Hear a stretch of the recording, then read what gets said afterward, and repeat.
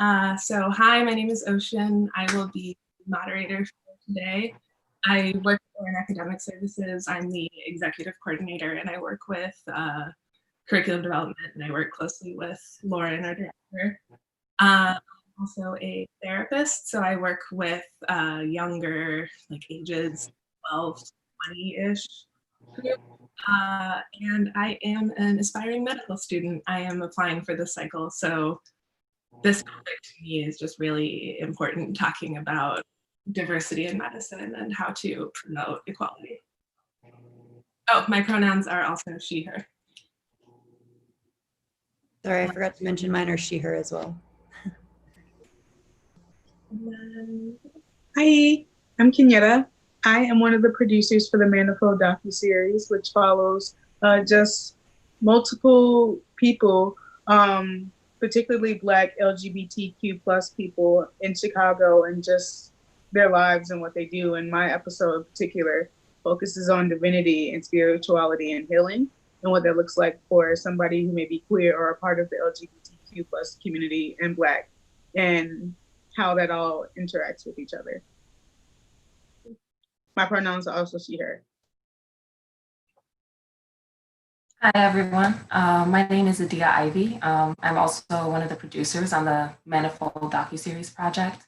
I'm working on 2 episodes. One focuses on motherhood, as well as the role that gender performance plays. And the second episode explores the reclamation of history through one performer's experience in a slave rebellion reenactment in New Orleans. Yeah. I'm Lydia. I'm a, can you hear me? Yes. Yeah, we can hear you.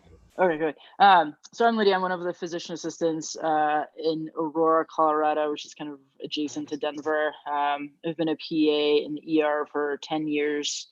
I grew up right outside of Detroit and worked in Flint for 5 years before I came out here. Yeah, that's it. Pronouns are she, her. Awesome. And Evelyn, I know you just joined us. We are introducing ourselves, where we work, what our interest is, and then also our pronouns. Cool. All right. Well, I'm Evelyn Carroll. I'm a radiology resident at Mayo Clinic. My pronouns are she, her, hers. Thanks for joining. Mm-hmm. And then Charisse, you're up next. Well, no. Welcome. I'm Charisse Maynard. I'm a little bit late. I actually work with LAS, but I own my own company outside of LAS. I'm she, her, and I'm happy to be here. Well, thanks everyone for joining today.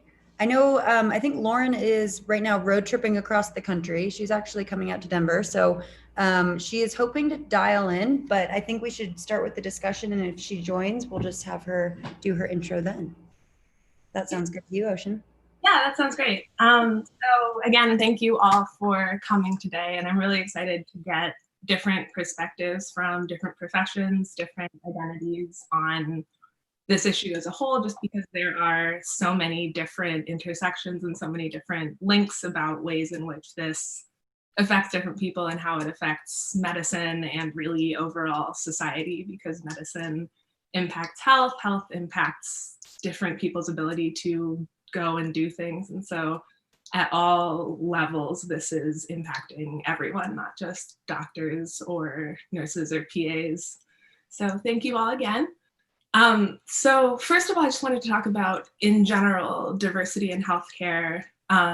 Joining this call, when you picture diversity in healthcare, what images come to mind? Like, do you picture a specific type of diversity? Do you picture a specific person, a specific look?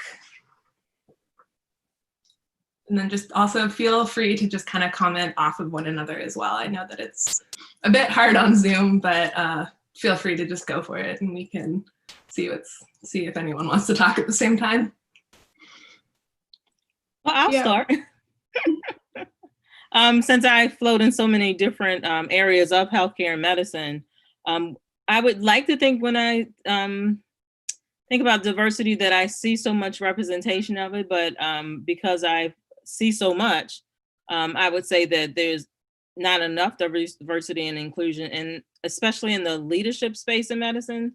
At the academic level, I don't see much movement there at all in the last, I would say in the last decade even.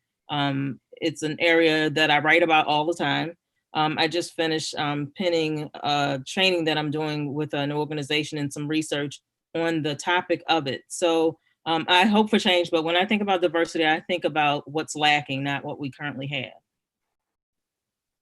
Yeah, I would agree with that statement 110%. I mean, even in Flint, Michigan, there was maybe two physicians who were not white, and then I think I was the only person who was queer, and that was in the middle of Flint. And then in out here in Colorado, it's white as can be, and I think, again, I'm one of two queer people in the ER, and that includes ER staff, that includes physicians. There isn't the representation that you would think when you think, yeah, there's diversity, but it's just not there on many levels. Yeah, like as somebody who's like mostly in TV, film, and media, when I hear diversity or when I see that word, it actually kind of makes me laugh, because I'm like, what does that mean to you? Does that mean like a couple of Black people in the team, like a 50 white people? Does that mean like a queer person here, a trans person there? It always like gets muffled on like what we want in terms of diversity, and that's like inclusion on all levels. So not only just like, we'll hire some PAs here, or we'll get an intern here. Like, no, we want people. We don't, like, there's always this talk of like bringing people to the table. I'm like, but the table's broken. Let's create more tables for more people, and then like work within like this whole like dining room, instead of focusing on like one table and like bringing people to this already crowded table. So like when I think of diversity, I think of like, are we doing more to actually make sure that like it's diverse all around and everybody's included on every level, or is it just like per se? Yeah. And to kind of build off of that, and sorry, I forgot to say my pronouns earlier, but I use she, her, hers. And I think immediately, just with current events, I've been seeing more posts circulating as far as like, here are some Black therapists to really speak to as well. And I noticed that even in my own experience, it can be difficult to find a medical profession who has similar like life experiences as you. And it's interesting how people are seeking that out more, and they're trying to address that, but there are definitely systemic issues to really address that lack of diversity. And then, like Kenyatta mentioned also, expanding diversity looks like, because it's beyond race, but also like, let's examine ability status as well, and sexuality. And there are a lot of perspectives that some people may not immediately think would be under the term diversity, but we need to take a larger and more in-depth idea of what that means and what are the impacts that we're looking for as results to make it, I guess, that more accessible for more people.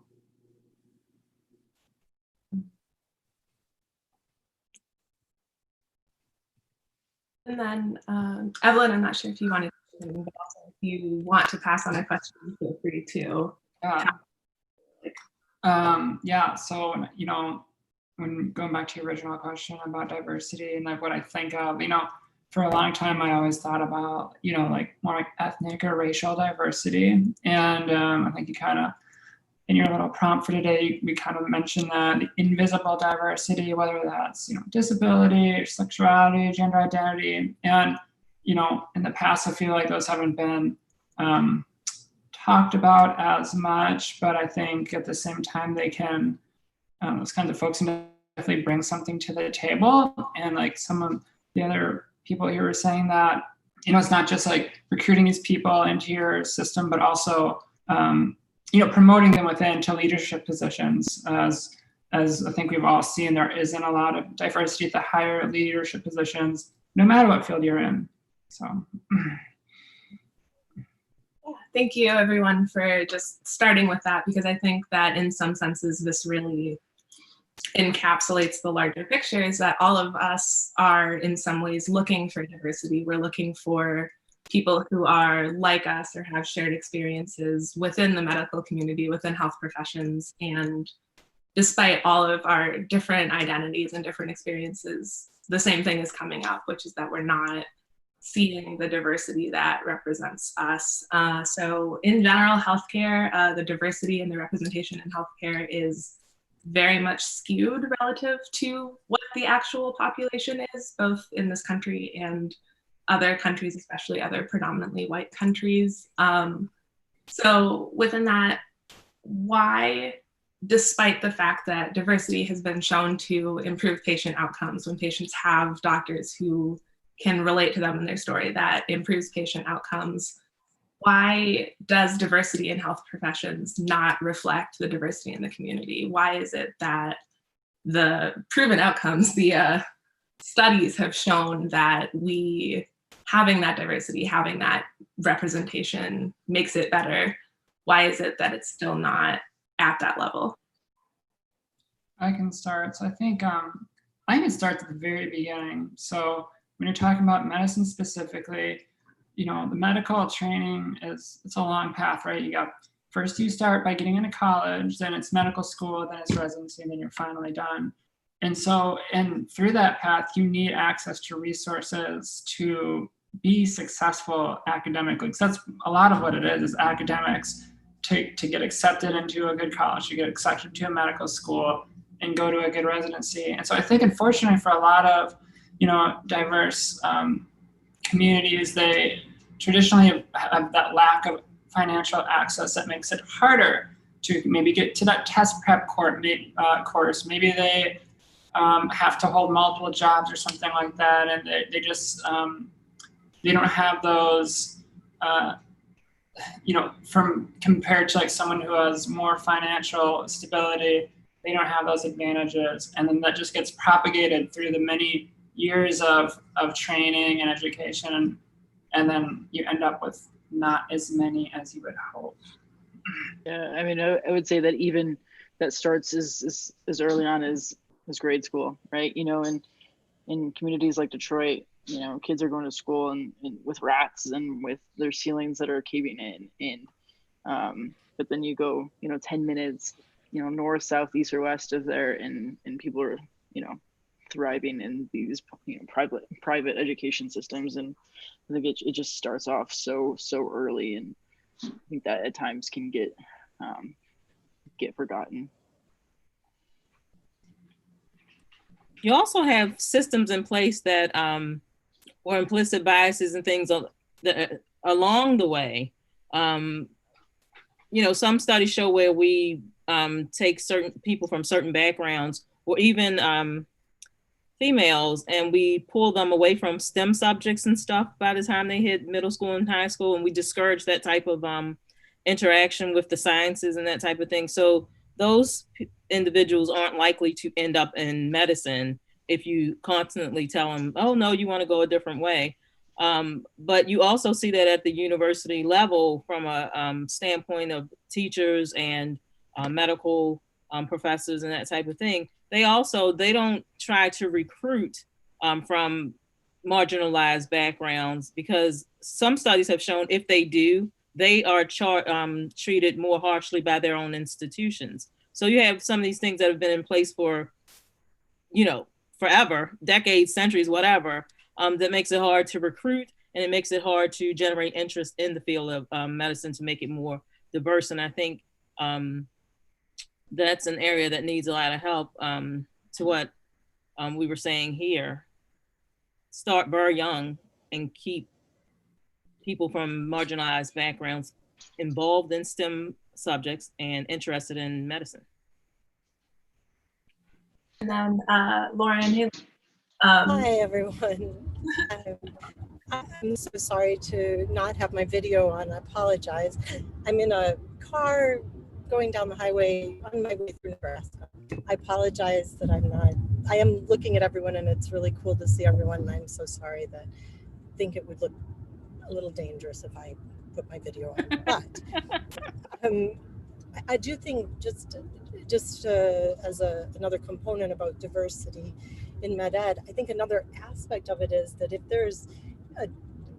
if somebody's asking for help, right, as student having difficulty or resident who is having difficulty and needs some extra support, etc., that alone is a really big deal in medicine. It's a big deal to ask for the help and to acknowledge it. And while I think that has changed over the past 25 years, I know that I've worked in medicine, it is still, I think, a very big deal. And so I think that's one element. But I think on top of it, then you're almost having to come out twice, right? You're coming out to say, I'm having difficulty, I may need help with this, that, or the other academically, but then you're also sort of saying, okay, now notice me in this other way that everybody else around me is not necessarily articulating. And so I think it goes unspoken. And I think that's another element of it, that there's sort of a component of this that remains invisible. And so I think that lack of visibility creates another element to it. So I just... So the follow-up question to this, and I think we've already touched on certain parts of it, is where does the cultural shift in medicine need to come from to start making that change? And I think that Lydia, you talked about as early as grade school. Evelyn, you talked about all the way going through, like within all those different parts, where, and that includes from who, so where either from a person or an institutional level or a societal level do we need to start to promote that diversity and then also protect those diverse individuals in medical education?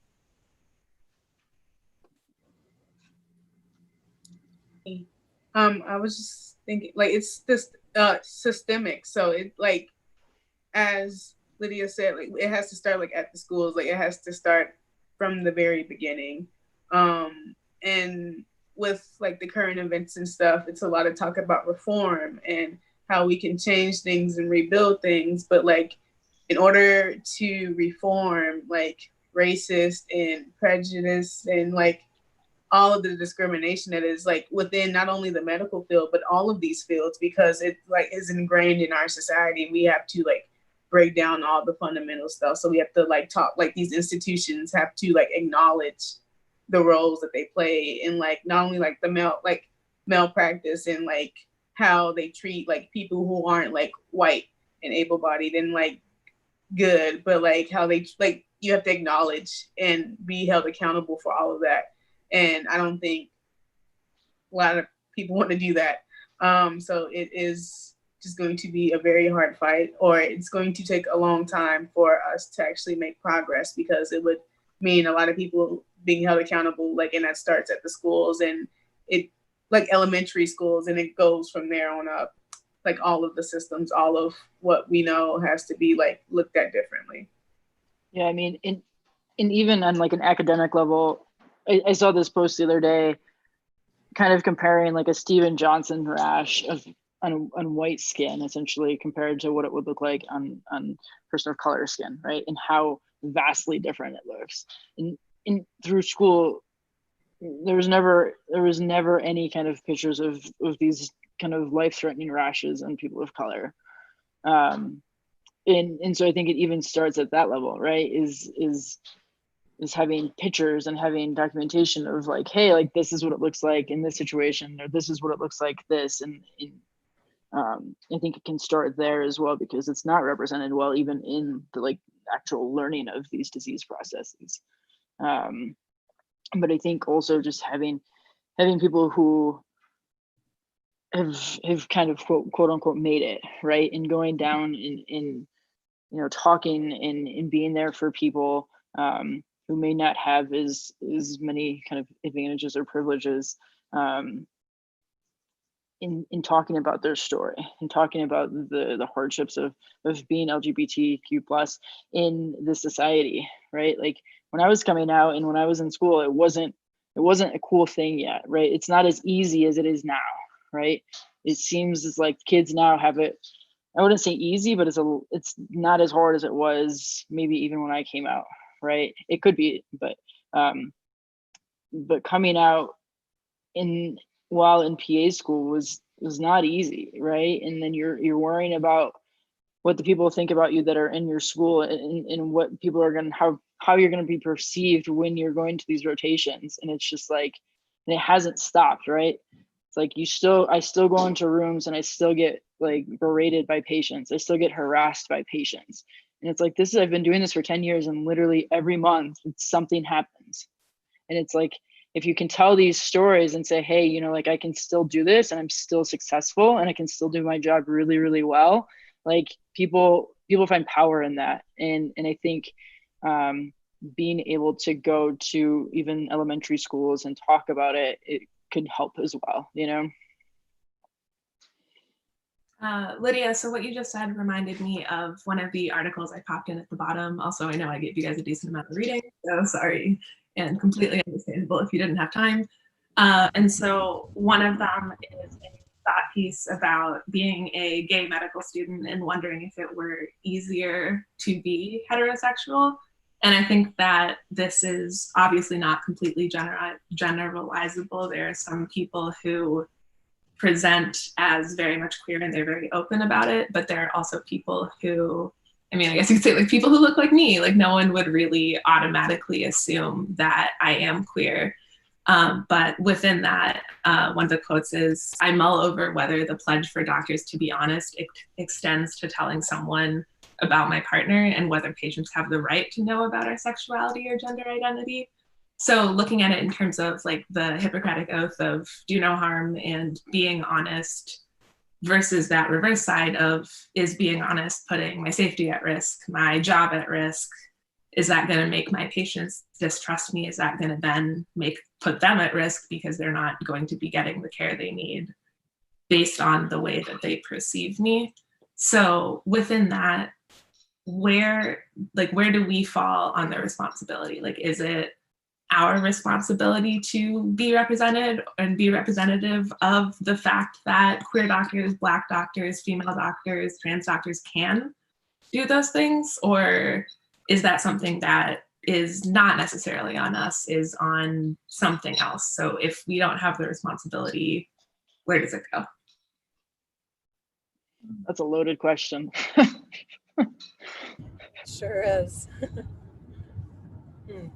I think in my experience with interacting with patients, especially if it's a patient of color, or if it's an LGBTQ plus patient, like I feel a lot more comfortable, obviously, kind of like sharing my story. There are definitely times when I know like I'm not going to share my story with someone. It's pretty obvious that like I'm not heterosexual, and so I think that gives some patients who are a little bit more hateful kind of that pathway to just like say whatever the hell they want to say to me. And sometimes I laugh it off, and sometimes it's actually really, really hurtful and like really, really painful, and I just walk away. And then, you know, but it's like I'm not gonna tell someone if I'm, you know, about my partner or whatever, you know. It's like that's not on me to kind of put them or myself in danger, you know. Yeah, I also think that it can, you know, maybe it doesn't have to be an all or nothing. Maybe it can be on a case by case basis, and you kind of use your own social intelligence to figure out, you know, which patients you think it might be helpful for to disclose your gender identity or sexuality, and which patients it might not be safe for you to do such a thing. And that can be hard, right? Because you're making stereotypes about other people too. But I think that if you're able to kind of do it on a case by case basis, it might work best both ways there. And see, I feel a little bit differently. Like,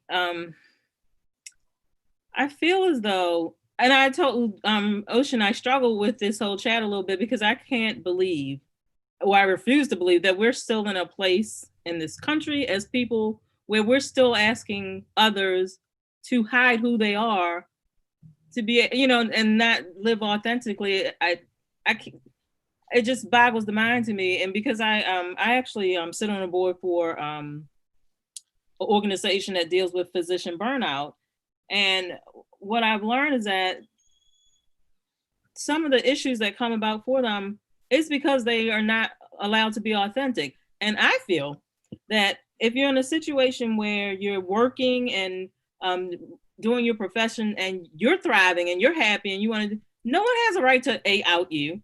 No one has a right to judge you. And I cannot understand. I mean, like, do you really feel like you have to out yourself to patients? Or, you know, because if they say something negative to you, I always say people who say negative things about other people, that says more about them than it does about the person they're speaking of. So do you really feel like you need to out yourself to patients? So I will, I'll pop into that one. So as a therapist, a lot of my work is relational and conversational. And so especially working with kids are naturally curious. They're like, oh my gosh, like, who's your celebrity crush?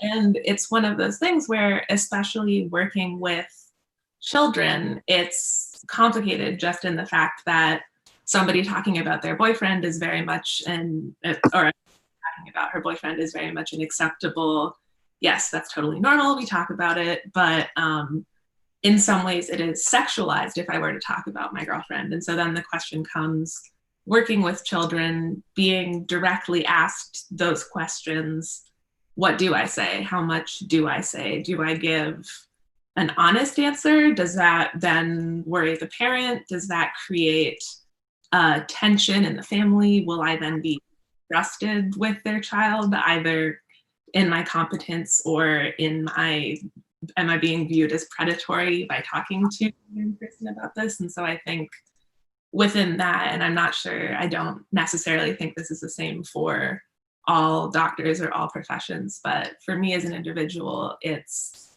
something that inadvertently I get asked, or doctors have talked about, like with a ring on their finger, they're like, oh, like, how's your husband? And just very small assumptions. And then it's just a sort of snap decision of, do I tell them that I do not have a husband, or do I just say, oh, fine? Like, where do I decide to stop with my answer? Well, like with that specific scenario, maybe you tell them the truth and it's a learning situation for them, and they'll know in the future, hopefully, to not, make those assumptions. And maybe they ask it more open-ended, like, do you know, who's your spouse or partner or something? That might be better. Yeah, I found in like the first few years of practicing, I was definitely kind of scared to speak out about who I was, right? Even in my early years of practicing, like I had longer hair then, I would wear a ponytail, but I mean, it was known about, my sexuality was known to a few people, and then I think probably assumed by everyone else. But then when I cut my hair, it was like, oh, okay, we get it now, right? But I think in those times, in those years before I cut my hair, there had been it developed kind of like this autonomy and this trust with the doctors that I worked with. And even like some of the patients, like, sure, I worked in ER, but there was definitely like continuity of care, and like there was definitely your frequent flyers, right? And so it was,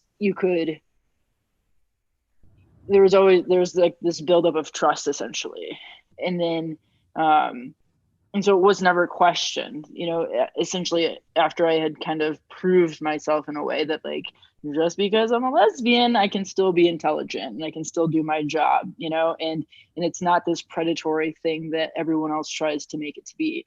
And then when I moved out here, I think the culture here in Colorado and in Denver, for the queer community is a lot more accepting than it is back in Michigan. And it was just like, okay, cool, whatever, go see a patient, and even the patients here, I think, are, though sometimes conservative, but they just don't care. It's not an issue of like, oh, like, I want another provider. There have definitely been cases where people are belligerent and they can be assholes. But for the most part, it's, we trust you, do whatever you need to help this patient. And so I think it's like been that buildup of like having that confidence and having that trust, but also in myself too, and being confident in myself and being confident in who I am, and not giving a fuck what anyone else thinks or what they say, and just kind of like going with it and being authentic. Do you think, Lydia, those two, I apologize that I keep coming in and out. It's unplanned, I assure you. But I guess I'm wondering if that's also part of that is just developmental, like there's age, you have maturity of living with, you know, right? And I guess I know I'm late in the answer to the first question about just like whose responsibility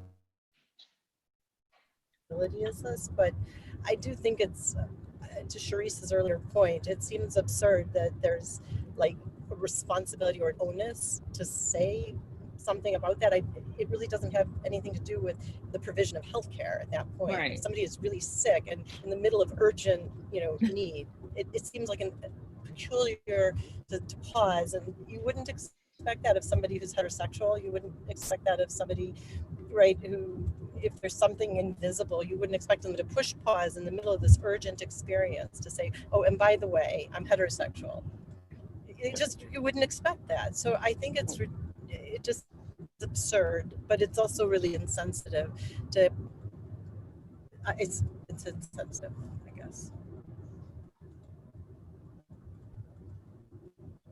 So I have a more general question, and this may not apply to everyone, but I'm thinking about the show Grey's Anatomy, for example. I know it's 100% not representative of what actually happens as doctors are in a hospital, but in terms of like Shonda Rhimes, what she's done with the representation of just seeing the wide range of cast members, ethnicities, identities, looking at that versus then understanding the reality of medicine. What do shows like Grey's Anatomy bring or not bring to people who are either visible or invisible minorities, or on the flip side, people who think like, oh yeah, look at all these doctors. Clearly medicine is a safe and diverse and welcoming space.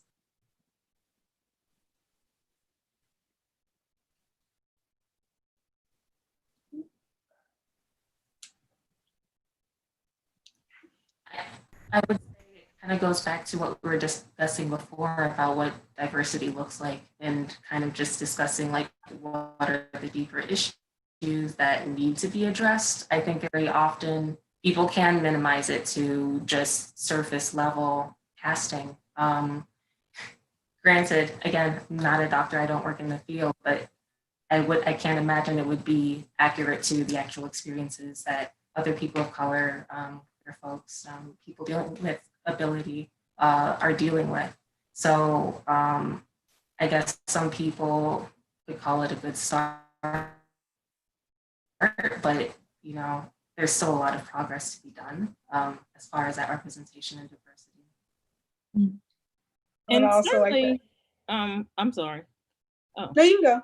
Okay, Shonda Rhimes, I think, paints her whole thing, because she says she's always careful to tell people, I write fiction. So her programs and stuff, God bless her, paints an altruistic view of, everything. How wonderful would it be if that were true? But when you float through medicine and healthcare the way I do, that's not what you see. Like, you still see doctors who may have been with their partners for 10 years and no one knows that they're gay because they're afraid of being outed in their professional setting. And for someone like me, an African-American woman, I can't hide who I am, but I still get those things where sometimes because I'm a policy writer, and some of the work I do is very sensitive. So I'll end up in a company where most of the leadership is white males, and the name I use where I work is Reese. And when I show up, they're like, oh, you're Reese. Like, oh my God. I'm like, yeah, your whole future is dependent on a Black woman. What are you gonna do now? So, but it's like, I can't hide that. So it's like, how do we get institutions to pull away from their old guard feelings about behind identities and stuff, and look at people like, these are able-bodied, intelligent people. What does it matter to you who they are when they leave here, or how they choose to live their lives. And I don't know how we get past that when you still have people who feel like they have to hide who they are. Yeah, I mean, like The institutions to me don't seem to be changing that much. Yeah, like it's a good image, and I think I love Shonda Rhimes, but like with TV and with media and whatnot, it's always like, and with like narrative shows like that, it still is fiction. And even if it's like, oh, look at our diverse cast and look at like what we're doing in terms of stories, like how many writers are actually like, what about your writer's room? What about your producers? What about the people signing your checks? Like, are those diverse too? Like, those are also questions like that should be asked. And they always like, I always look funny at shows who are like, yeah, we're totally like down for the cause on screen. And then I'm like, okay, well, what's going on behind the scenes? Because I only see like us in these like entry level positions. And so like, yeah, with TV, it's a lot of show. It's show business. So seeing things on TV and like characters, I'm like, that's cool. But also, what are you doing behind the scenes? Like, are you donating to certain organizations? Are you spreading awareness like outside of that? Or is it just, does it stop at these characters?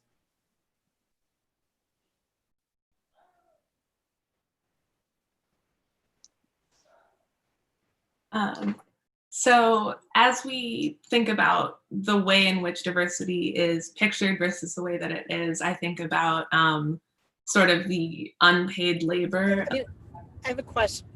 Yes. Oh, sorry. Oh, go for it.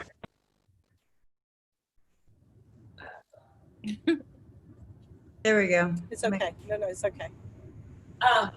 So looking at it in terms of what we see versus the reality, I think about the unpaid labor of recruiting all the visible minority students to stand in and like walk through the campus laughing so that they can take a picture and put it on the brochure, and then actually ending up and seeing, oh, all 4 of the people of color were on the brochure. Like that's it, that's what we have.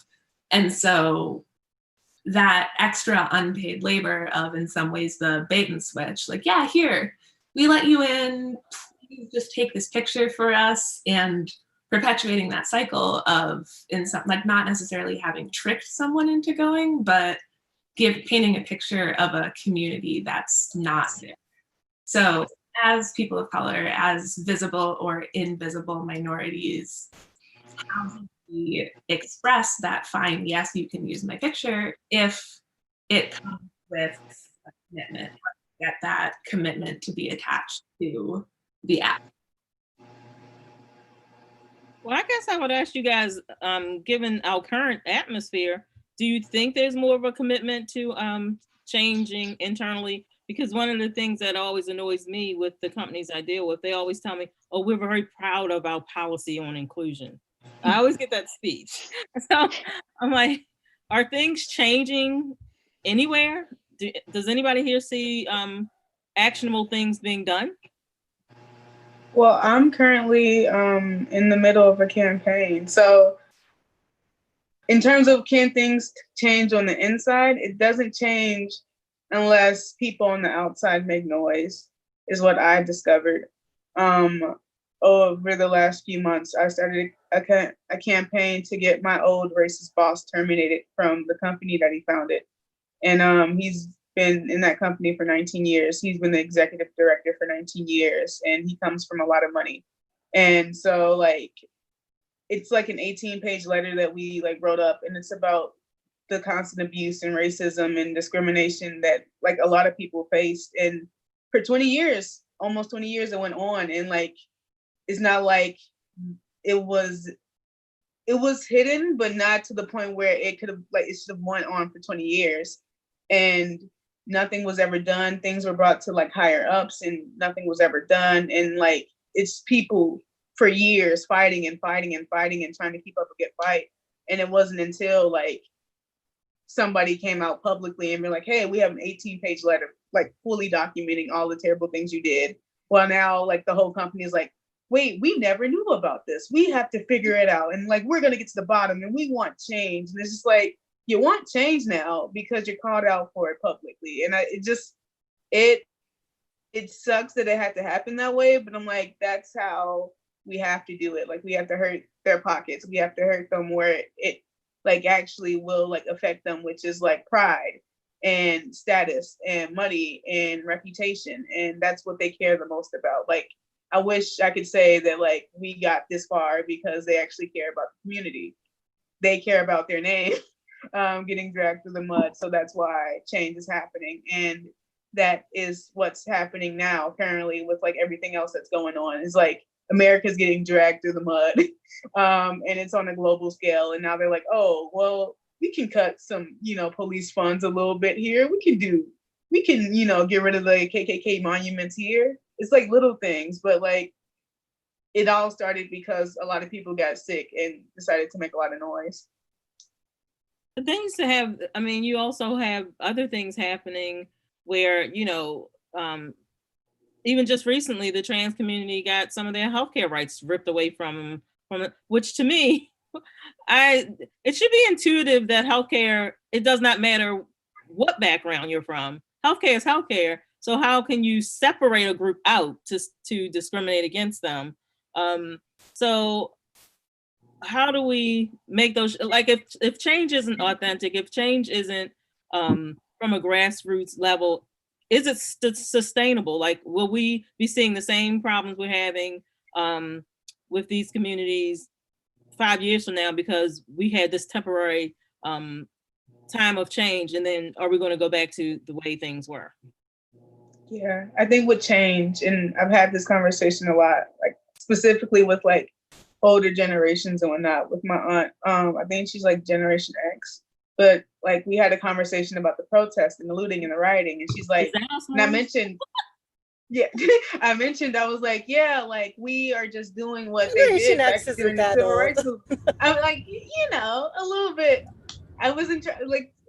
I'm a Gen Z kid, so that's like I grew up in '98. I mean, I grew up in the 2000s, but we were just talking, and she was confused about just like us protesting, and I was confused on why she was confused. And she asked me this question because I said we were a lot like, I'm like, we're doing the same thing they did in the '60s, like this, like the media is reporting it the same way, like all of it's just history repeating itself. And she was like, well, if it didn't work in the 60s and y'all still have to do it now, why are y'all still doing it? And I was just like, because, I mean, I don't know. Like, if that's the mentality you have, that means that you thought the 60s was good enough. And then y'all just stopped doing whatever y'all needed to do. And now here we are doing the same thing that was done 40, 50 years ago. And like, it like boggled my mind how like a group, like a large collective of people feel that way. It's like, oh, you guys are gonna like protest again? Like that worked last time. And I'm like, it could work if we continued. And like, we talk about like, everybody's like vote and like reform. And I'm like, you can't like this system, it's a system and it starts from the very beginning. And I tell a lot of people like the way this whole country is set up, it's rooted in two things, and that's capitalism and white supremacy. And like any problem that I ever had in terms of trauma, tragedy, can all be rooted back to that, like to those two things, one or the other, and most times both. But it's just like, once we get to that, like once everybody's able to see that, like we have to be constant with it because they're just going to keep like pacifying us. It's like, oh, we'll change a few things now. And then 5 years later, they do this really major thing that sets us back 10 years. And then we have to do another, like, oh, we'll give you a few things now. And we've been doing that forever. And I hope people see soon that that has not worked and that we need to do something different. And that means rebuilding everything over again. Mm-hmm. Kiera, I wanted to just comment on what you said about kind of some of the protesting. Like, I think for our generation, because I'm kind of on that cusp of Gen Z and millennial, there's a sense of urgency for us.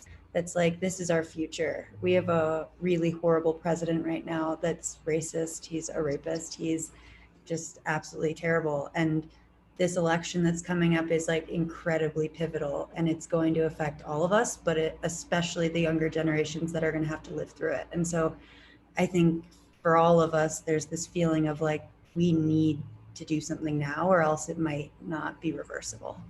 And so I think, maybe there's some disconnect generationally, with that attitude, with that mindset, I know a lot of my older grandparents are like going out and trying to have, you know, brunch and like be at restaurants. And it's sort of like, you need to stay in, you need to wear a mask, but they're at a different place in their lives where they're like, I don't want to be inside. I'm old. I want to live my life to the fullest. And for us, it's like, we got a long life to live. We want to see change happen now so that for the rest of our life, we're not stuck at home. We're not dealing with these same issues that we've been dealing with for 400 years, right? Yeah. So that's just comment on that, but I appreciated what you said.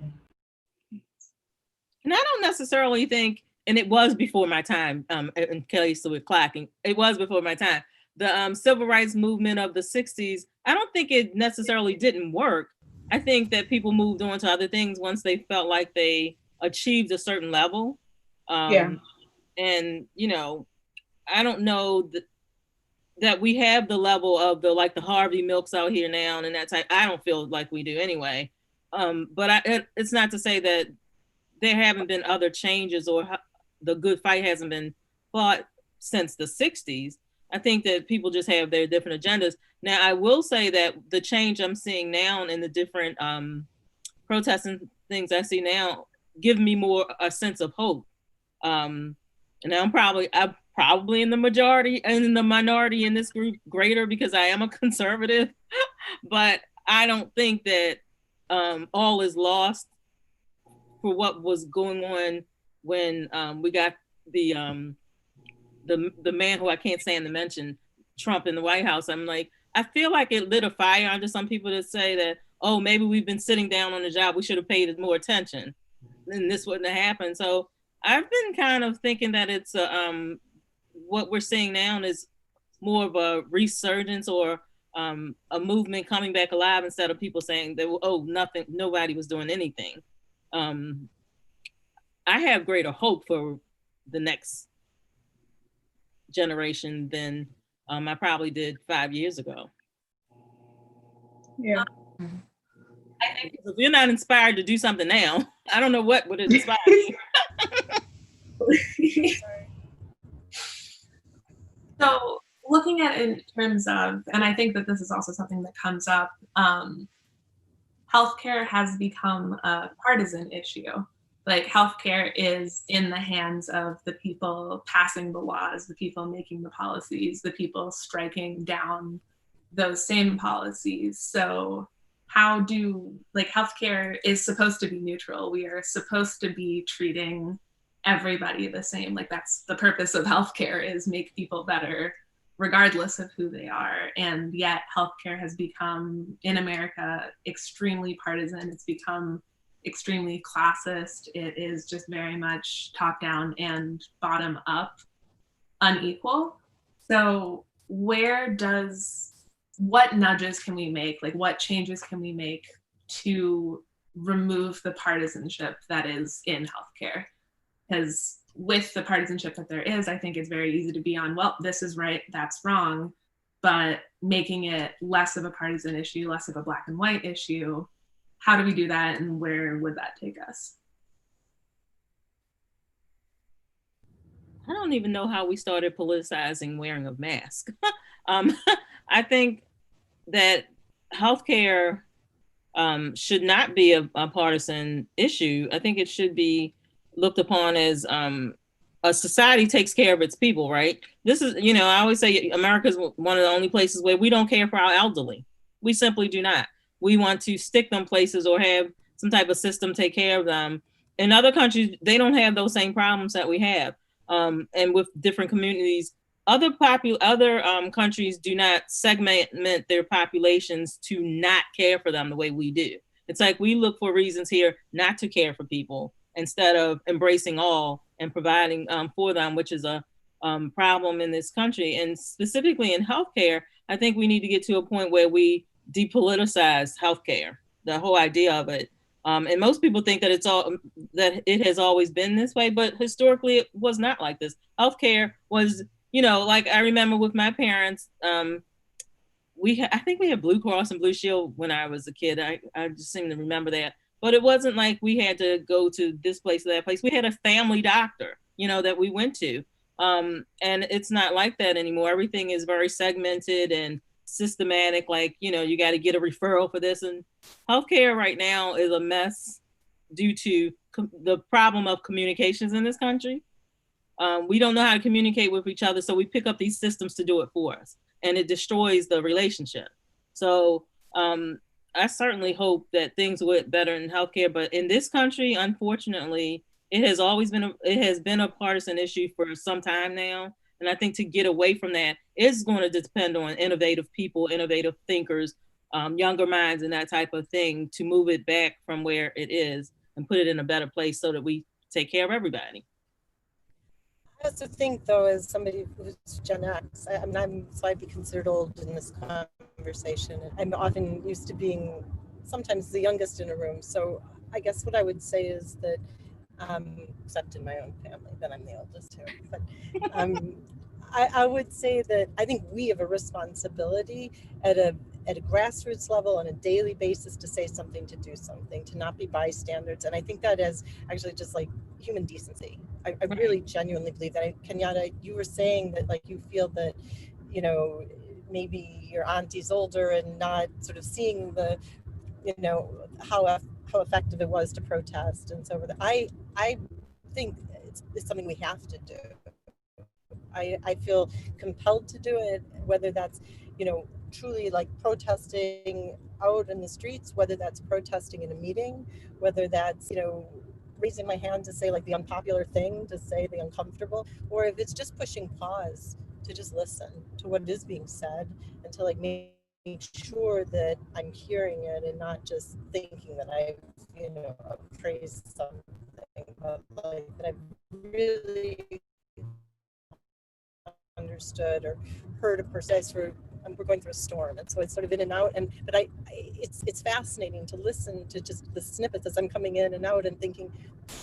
I think our generation, the older generation in this call, has a huge responsibility, and I'm certainly not willing to step, you know, out of that role. I think we have to be vocal about this. We have to, because whether we have children literally or whether we have children just in the sense of it's our responsibility as making sure we sort of leave our campsite better than we found it, so to speak. I think we have to continue to do that. And I to me, that is without any doubt in my mind, that's been like, you know, that's sort of job one, day in, day out, period. And so I will never give up, ever. To me, it's absurd that we have to get to this point. I think the 60s did provide something. It's continued a process that shouldn't have had to be in place to begin with, but there it is. And I think we have a responsibility to push it forward and to make sure that we don't go backwards ever. God, no. So yeah, I mean, I think it can be as simple as, you know, when I consult a surgeon and they say, do they have Medicare? It's like, well, does it matter? Like, this person has this, like, the cholecystitis or lithiasis that you don't need to take out now, but like, you're unwilling to see them in your clinic because they have Medicaid. And it's like, you know, or, you know, like these people that come in and they have these nasty rashes, or even like an orthopedic complaint, like a fracture, right? And they literally like they get one visit, right? If it's like an orthopedics, they get like one visit and then they're like, all right, see you later, you know? And then like these people will come back to the ER because they can't get the appropriate follow-up, nor do they know what the follow-up is. And like, and it's as simple as that language where it's like, well, do they have insurance? Or do they have a good insurance? And it's like, what? Are you kidding me? Like, this patient needs your services. They need follow-up. And I think it's like holding those people accountable, but also it's like, even some of the docs that I work with who are older white men, and like the shit that they say, I'm like, that is not right to say. Like, the things that you're saying it's really fucked up, you know? And like, and they'll be like, well, what do you mean? With the do no harms pledge they take. It's like, are you really because some of the problems in healthcare, some of the overutilization of healthcare, where some doctors feel like persons of certain backgrounds overuse the system or use it using Medicaid or whatever. Some of the problems could be solved if they took 5 minutes to talk to them. Like, you know, this person might not present at the emergency room every other day if you took time to tell them, hey, if you change the way you eat or have a conversation with them about nutrition. But a lot of doctors don't want to do that because it's taking time away from their more, their higher paying patient. And they perpetuate the same issue that they claim they don't want to deal with. So Yeah, I think it's also there's a social. Go ahead. Sorry. Go ahead. No, okay, I think there's a social currency with language in that case, though. Mhm. So Medicare or Medicaid, right? Like that holds a sort of a weightiness to it when you say, oh, I have Medicaid versus I have Medicare. And I think that social currency is something that I think, again, we have responsibility to educate our patients or to educate our students and to say, wait, when something like that's asked, here's what the implication is. Here's what that means. Or here's what I hear when you're asking a question that way. And I think that, it shouldn't have, the language shouldn't be a social currency. Sort of speak the same way, whether that's grammatically or with accents or the cultural nuances, etc. But so if we start at that level and just say, wait, I just want to hear what's being said, I want to make sure I'm understanding it, or when I'm talking, I want to make sure that whom I'm speaking with is understanding what I mean when I say this, versus assuming that, Sharice, you and I talked about this the other day, just that sometimes things are said and there's an assumption that everybody in the room sort of has the same shared understanding of what's being discussed or articulated.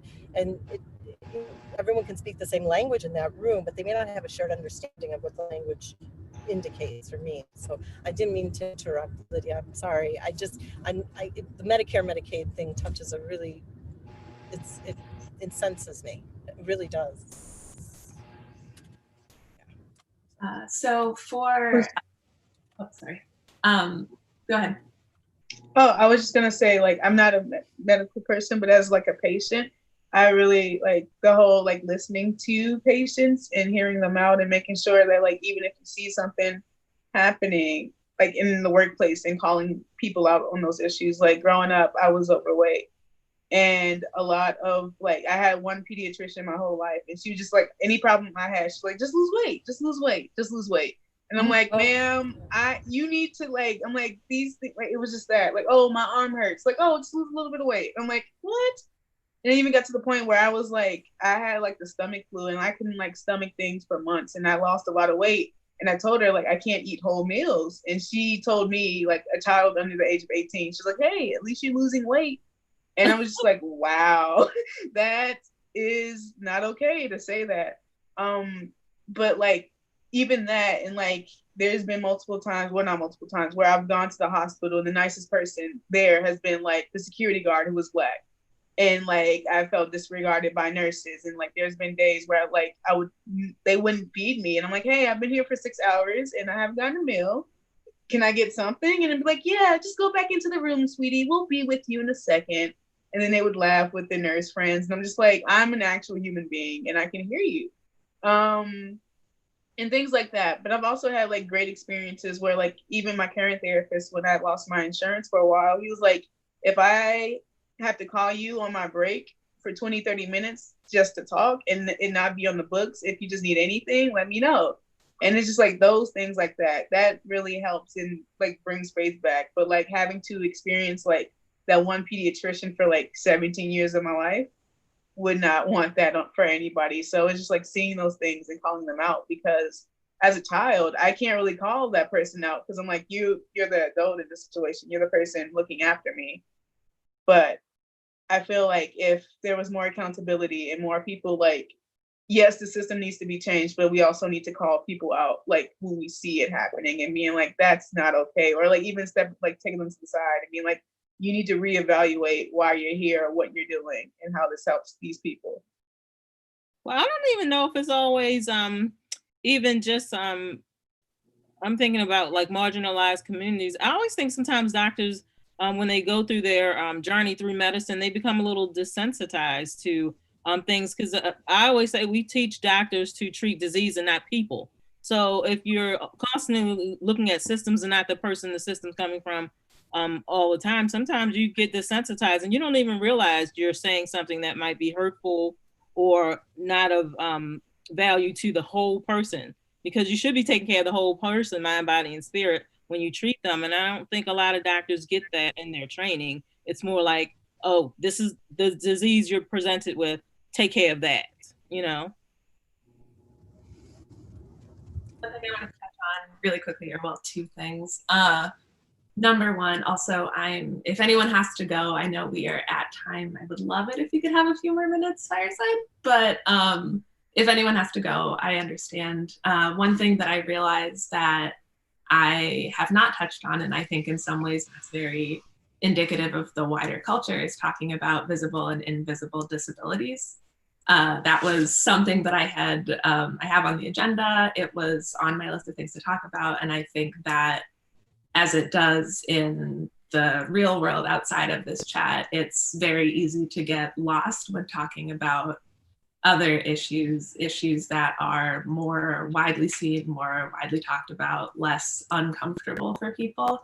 And thinking about disability, both on the patient and the practitioner side, I think that there's a real injustice being done to disabled people. Looking at it in terms of, and thank you, Dr. Meeks, if you're watching, for correcting me with my stats. The percentage of disabled medical students is approximately congruent with the 18 to 24 age group, but overall not congruent with the percentage of disability in the population. And a lot of the technical requirements include you have to stand, you have to see, you have to hear. And a good number of schools won't accept people who need those accommodations or don't necessarily provide a sign language interpreter or mobility aids. In fact, some of them expressly say that you can't have those aids. And of the schools that report their disability statistics, which also requires a person to disclose that they are disabled, less than 10% of the disabilities are physical. So within that, again, going back to representation and the way that it works, and then also specifically disabled doctors have a very high success rate treating disabled patients because there is that empathy and that understanding, both of the, regardless of whether or not it's the same disability, the understanding of what it means to be disabled in America, disabled and can look down upon. And then also just that lack of understanding, that lack of exposure, having an able doctor go to a disabled person and say, oh, like, I know that you have Crohn's disease and you're in intense pain, but you've had in the past a lot of pain medication. So here's a Tylenol. And that maltreatment by doctors of patients, and in some ways by doctors to doctors, how do we take that and we look at that and the stats that we have and what we know and the prejudice that we have against disabled people, and where do we start to change that? Where do we start to change the idea that a doctor is a able-bodied, able-minded person and bring in that the concept that a disability doesn't mean bad doctor? I think for one, like if you can find representation of a physician who has a disability and, you know, promote them to a higher leadership position, or they provide mentorship for, you know, for students who may have disabilities or residents, I think that can help those groups feel seen, feel more represented, and then also have their concerns and questions better answered throughout their medical training, and then they're hopefully get better, more inclusive training, and then maybe they can be mentors one day as well, and again recruit, you know, medical questions, what have you, with disabilities.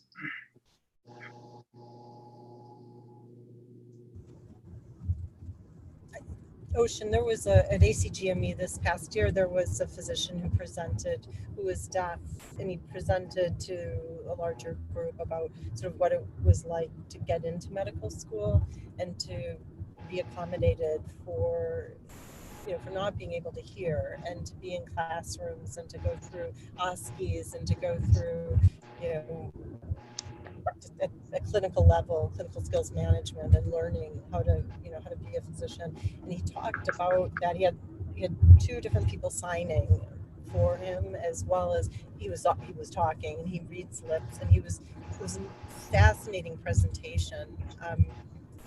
It was really beautifully done, and it was also something that, if you weren't looking in this like large book of all the different sessions that there were, where there were hundreds of different sessions, like you would have missed it. It wasn't something that was like, he wasn't a keynote speaker, etc. And it was a really important opportunity to, to hear exactly what you're talking about, which is, you wouldn't know by looking at this individual that he couldn't hear. He also gave a full story and a sort of a documentary that he had done about what it was like growing up.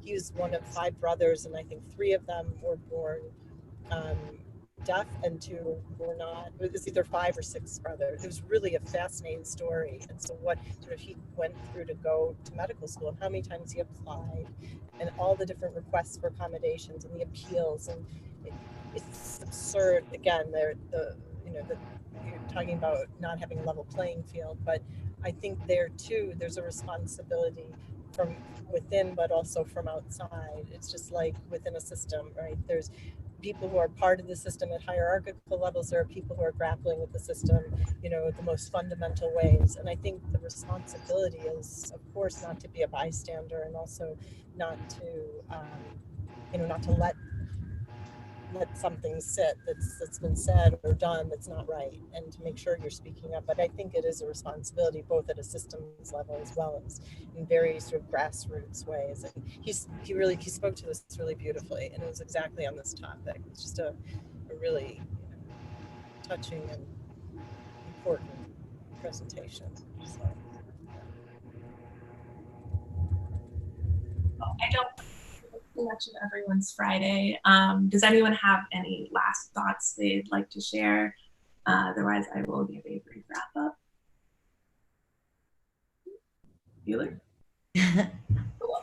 All right. Thank you so much, everyone, for coming and participating and sharing your thoughts and opinions and experiences. I really think that getting all of these different backgrounds and different positions on what is going on, different viewpoints, makes it a conversation where we can have it at different levels, because I think a group of therapists talking to one another, or a group of PAs, or a group of doctors or creatives, at some point, the conversation is very much siloed into who we are and what our profession's experience is, or what our identity's experience is. But I think that being able to have these conversations, asking those loaded questions, Lydia, you're right, that was a very loaded question, apologies.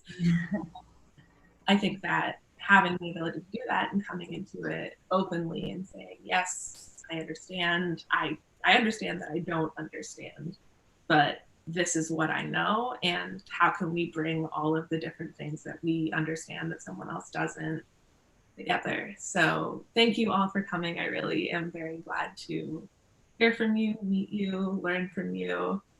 And I hope everyone has a great Friday. There is likely going to be a blog post about this coming up soon on the Loren website. Thoughts about this, or if you leave and you're like, oh, I forgot to say that, feel free to pop in an agenda or send me an email. And I would love to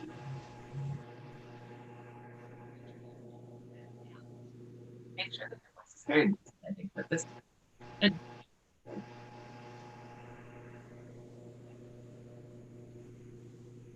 Well, thanks, Ocean, for facilitating such a great discussion, and obviously all of you guys for spending your Friday evenings with us. We've got Loren, we've got Sharice, we've got Ocean from Loren Academic Services on this chat, and obviously all of their information is linked at the top of this agenda. But if you guys want to keep in touch, we have that email thread going. I think this is a really great group, and we do have future chats coming up that are, around these same kind of topics. And so we'd love to have you join, ask any of your peers to join if you think they'd be interested as well. These chats are really meant to be collaborative, solution-driven conversations. Hopefully we can take some of these answers that we found through this dialogue and actually apply them to the programs that all of you guys are in. And obviously through Fireside at 5, we do our best to make this is a very inclusive platform for everybody. So if there's anything we can do to continue that inclusivity, please let us know. We're always up for feedback and dialogue.